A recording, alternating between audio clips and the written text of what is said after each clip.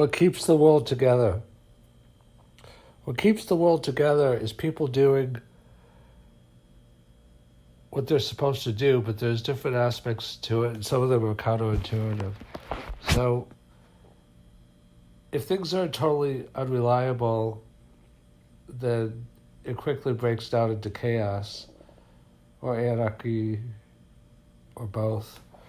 So, if you go on a plane and it's likely to crash, or even if there's a 1% chance that it'll crash, then, no one's going to want to take the airplane. If you go into a restaurant and there's a 1% chance you'll get food poisoning, nobody's going to want to go into the restaurant. Now it's interesting, with the pandemic, I don't know if it's a 1% chance or what the percentage is, but, people are still, doing a cost-benefit analysis and going out, to work. Not everybody, but, even knowing that they could get sick because, there's also the argument that being poor and living in poverty, contributes to death and sickness as well. There's a lot of very strange and difficult, cost-benefit analysis that people are doing now, and society is doing as well. But that's a little bit of a parenthetical. The main point is about how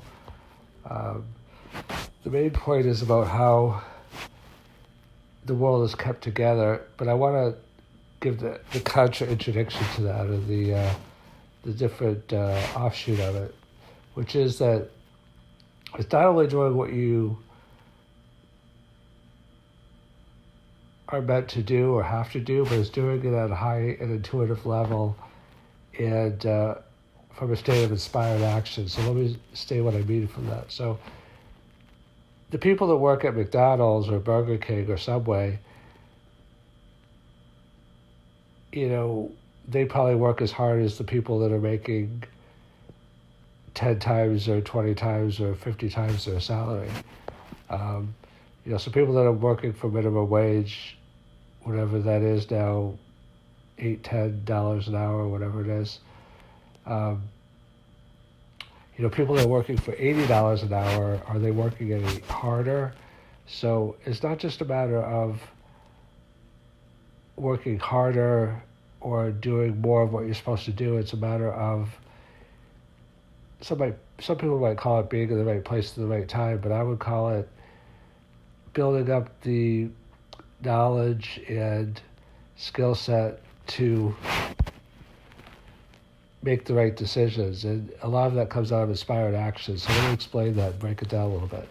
So you could do everything the same for a year, and then one day you realize you should do it a different way.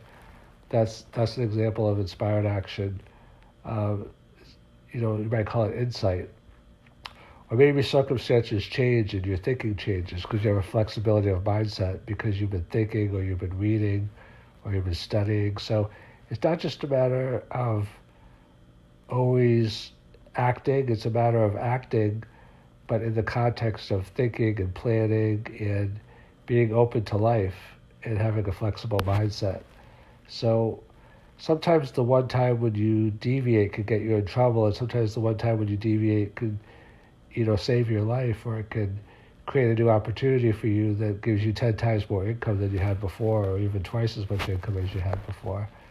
So the world is kept together by people doing what they're supposed to do, but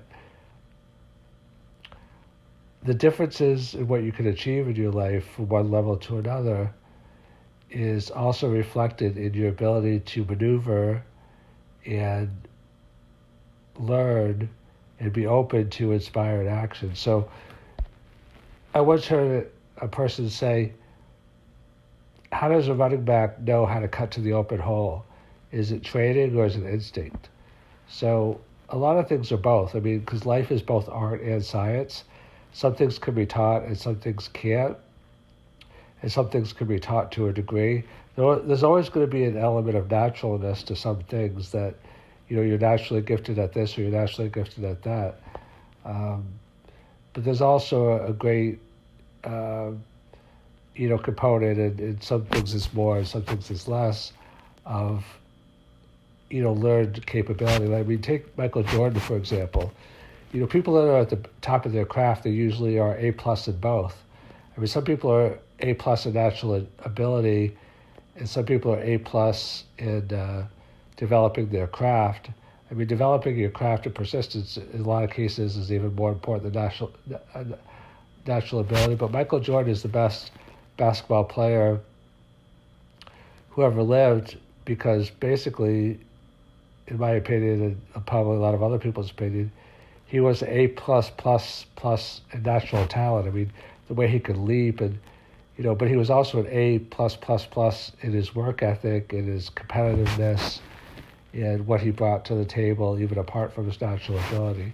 So the world is kept together by people doing what they're supposed to do, but also all of the other factors related to it that I articulated.